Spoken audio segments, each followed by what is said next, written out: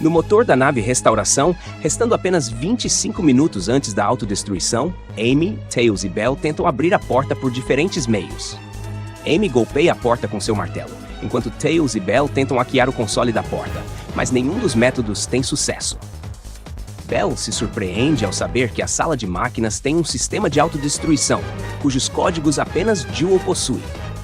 Tails comenta que o sistema está se sobrecarregando, o que faz com que a sala fique cada vez mais quente e que o console da porta está completamente queimado. Amy continua atacando a porta, mas é atingida no braço por um jato de vapor quente. Dom lamenta seu destino, dizendo que sempre odiou saunas, enquanto Vector, se recusando a desistir, tenta empurrar a porta, mas sem sucesso. Interessante notar, pessoal, é que a Amy fala que nem o martelo dela conseguiu arranhar a porta. Ela acha que o Vector não consegue. E eu gostaria de analisar essa fala por um momento e lembrar a todos. O Vector, quando ele estreou em Sonic Heroes, era e ainda é em vários jogos um personagem de força. Ou seja, o foco dele é força, mais ou menos no nível do Knuckles e do Omega. Por Diacos, a Amy achou que ele não conseguiria, sendo que a Amy sempre foi retratada em vários jogos como uma personagem focada em velocidade. Depois que ela parou de ficar maluca pelo Sonic, parece que a autoestima dela subiu, e foi muito. Principalmente porque ela se acha mais forte que o Vector. Não exagera, né, Amy? Do lado de fora, no estádio final, em cima da Central City, os Babylon Rogues observam a nave em chamas enquanto ela desce em direção à Central City.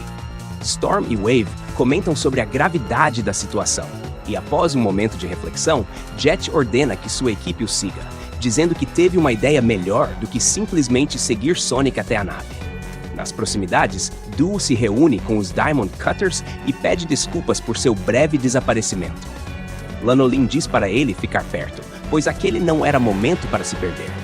Nesse instante, Clutch chama Duo pelo walkie-talkie escondido em seu cachecol, o que alerta os outros ao ouvi-lo ser chamado por seu verdadeiro nome e receber ordens para prestar apoio no convés principal.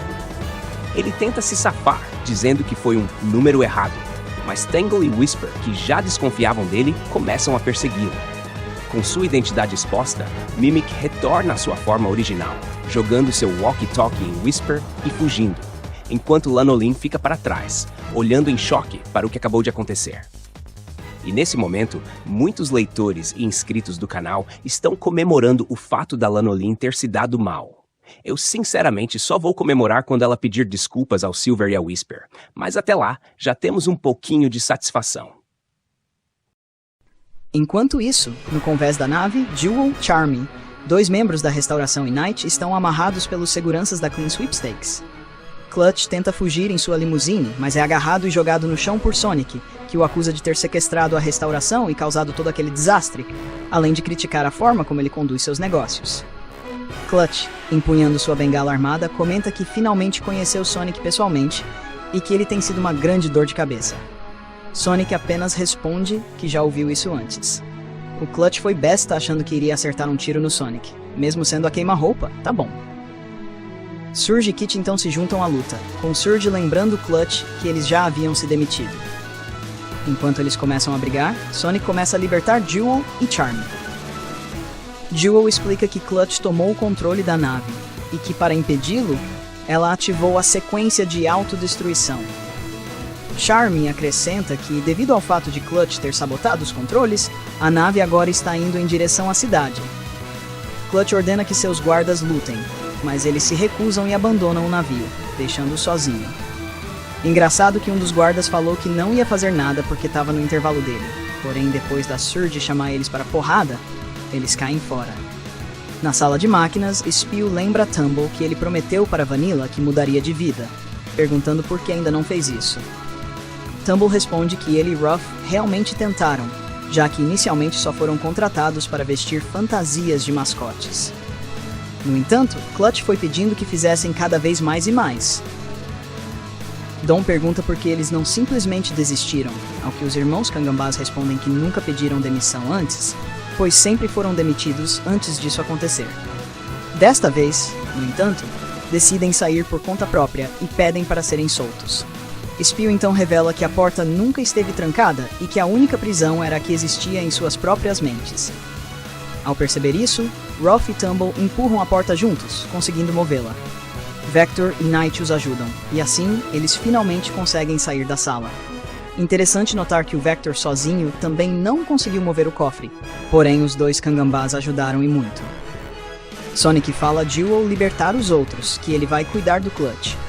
Porém, enquanto ele luta com Surge e Kit, ele vai em cima de uma parte da nave que se revela ser um canhão, e o Clutch fala que ele veio preparado para a situação, pois ele trouxe um controle que acionava esse canhão, mesmo ele não tendo mais acesso aos controles da nave. Sonic aparece no último momento para salvar Kit e Surge. Obviamente, a arrogância da Surge não deixa ela ser salva pelo Sonic. Ela começa a reclamar e ao mesmo tempo Sonic explica que se trabalharem juntos vai ser mais fácil. Só que enquanto eles estão distraídos, o Clutch os acerta em cheio. E ainda por cima comenta que faz um tempo que ele deixou um bando de aspirantes a heróis sangrando no chão. Com isso dá para a gente ver que o Clutch também tem muita experiência em combate. O Extreme Gear do Sonic cai separado do grupo, o que faz com que ele comece a falar sozinho e a se transformar. E para a surpresa de todos, o Extreme Gear vira um robô grande com formato e controlado pelo Dr. Eggman. Eggman diz que não esperava o Sonic demorar tanto para descobrir o inimigo que os dois tinham em comum. Eggman parte para cima do Clutch, reclamando que o vilão lucrou muito com a tecnologia do Eggman. E ainda por cima fez chacota dele ao longo do caminho. E por isso Eggman está furioso com o Clutch e tenta acabar com ele, bombardeando o Gambá.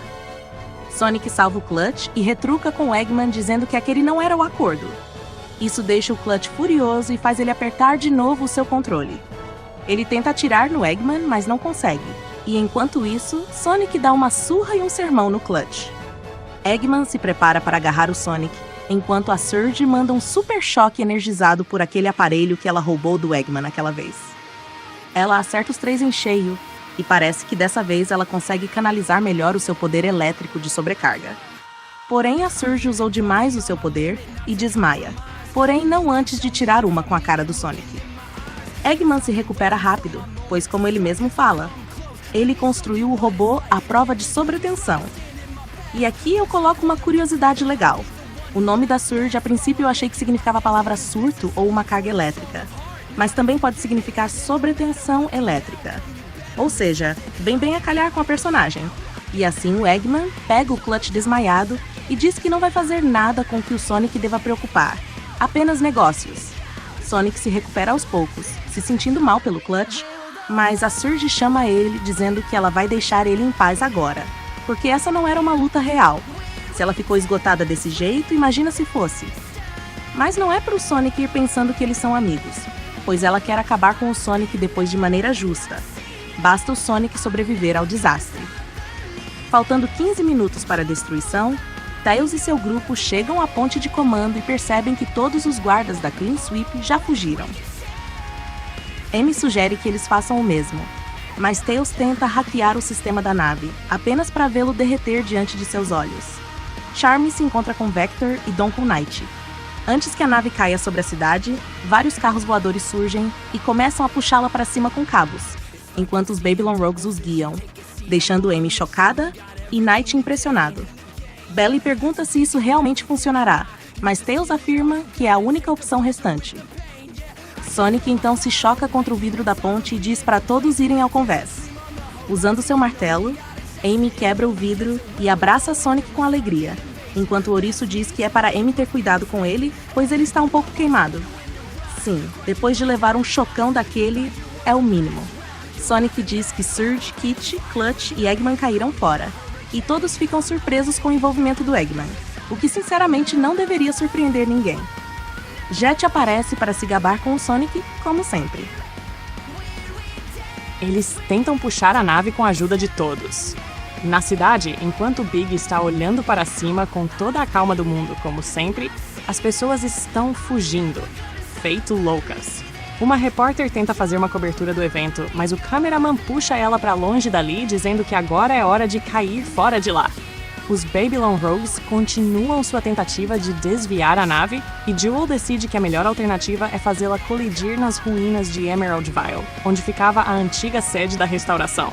Então, pessoal, Eu vou aqui fazer um breve adendo. Central City é uma cidade que aparece em vários jogos do Sonic, incluindo Sonic Adventure 2, Sonic Battle, Shadow the Hedgehog, e aí vai!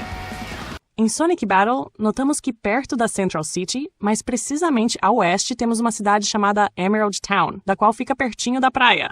Ou seja, Central City, em tese, fica perto da praia também. Não dava para jogar a nave no mar, causando assim destruição zero à cidade? Ou será que os produtores simplesmente esqueceram desse detalhe?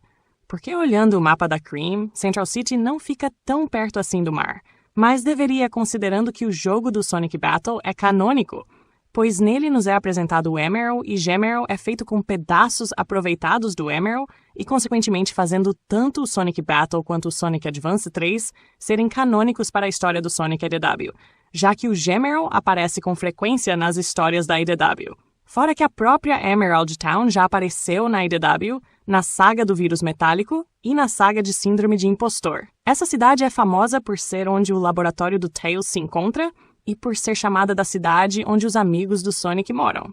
Ou seja, basicamente os produtores esqueceram de posicionar a Emerald Town no lugar certo dela, que é próxima a Central City e colada ao mar.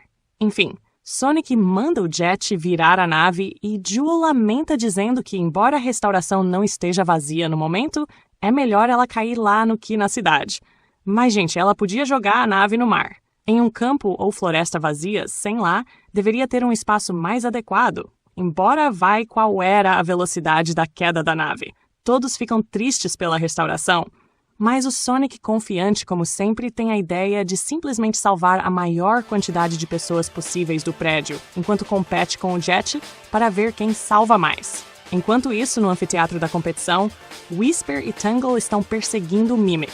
Whisper consegue destruir a arma do Mimic, porém o vilão salta em direção aos lasers, explode o seu Extreme Gear para criar uma distração e despistar as garotas.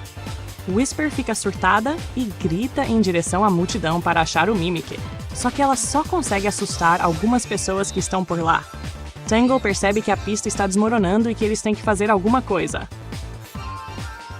Lanolin aparece para acalmar a multidão, dizendo que ela e sua equipe vão conseguir pousar as pessoas em segurança.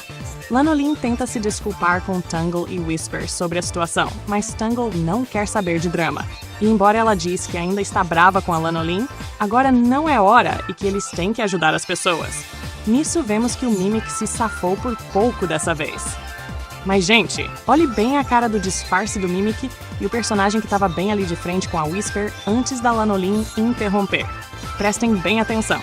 É o mesmo personagem. Ou seja, sem querer dessa vez, a Lanolin acobertou o Mimic de novo. Valeu aí, ô dona Lanochata. Sonic e Jet chegam na restauração, avisam as pessoas sobre o que está acontecendo e começam a correr. Enquanto isso, Belly e Tails encontram um robô Motobud inacabado. Para quem não lembra, é aquele robô que a Belly conheceu no dia que ela foi acampar com a Amy. E a floresta pegou fogo graças a Surge, e por isso o Motorbud ficou amigo da Belly.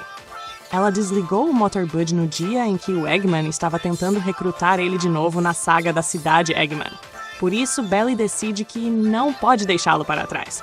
Tails e o chefe mecânico ajudam a terminá-lo rapidamente antes de evacuarem. Jet e Sonic competem ferozmente para ver quem salva mais até finalmente empatarem, e 46 pessoas salvas cada um. Enquanto a nave se prepara para explodir, vemos uma bela taça de Chaos Cola ser desperdiçada em meio às chamas. O tempo finalmente se esgota, e a nave se choca contra a sede da restauração, destruindo-a completamente em uma grande explosão. Sonic e Jet discutem para ver se os bebês contam como pessoas salvas, já que a mãe deles é quem estava segurando eles. Sonic decide voltar lá de novo para conferir se ninguém ficou ferido, mesmo depois da explosão. O Jet se recusa a se arriscar. Sonic retorna aos destroços para procurar sobreviventes e consegue resgatar Belly, Motobud e o chefe mecânico com a ajuda de Tails. Engraçado que até hoje esse personagem laranja não tem nome, mas em uma entrevista, os produtores apenas nomearam ele como chefe mecânico, porque a SEGA não quer que deem nomes para personagens secundários até eles serem de fato relevantes para o roteiro ou serem promovidos a membros frequentes das histórias. Sonic volta para ver se ficou alguém para trás, e lá ele encontra Tails e os outros. Belly ficou presa em alguns escombros. Sonic pede para Belly chutar aquela grande barra de ferro para fazer alguns cascalhos. Ele não explica o porquê, mas eu suponho que seja para ele correr sobre o solo quente que pegou fogo, ou para ele alcançar uma parte alta da pista. Mas por algum motivo os escombros caem e o Sonic cai junto. Porém, surpreendentemente, Motobud ganha a habilidade de voar, graças às peças de Extreme Gear que Belly e Tails instalaram nele. Todos se reúnem. Amy dá um abração no Sonic.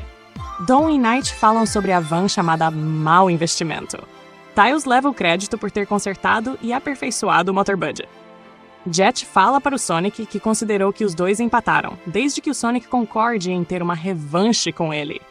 Jewel cai de joelhos em lágrimas ao ver a sede destruída, mas Tangle a conforta, lembrando que a restauração não é um prédio, mas sim as pessoas que fazem parte dela. Com isso, todos começam a trabalhar juntos para reconstruir o que foi perdido. Após um longo e cansativo dia, Sonic e Tails voltam para o laboratório do Tails para descansar. Esse laboratório é o laboratório com o formato do Tails que fica em Emerald Town, e como eu disse, fica próximo ao mar. Bem, já não vou entrar nesse detalhe de novo. No entanto, percebem que a porta está entreaberta. Ao entrarem, notam que o gerador de energia foi roubado.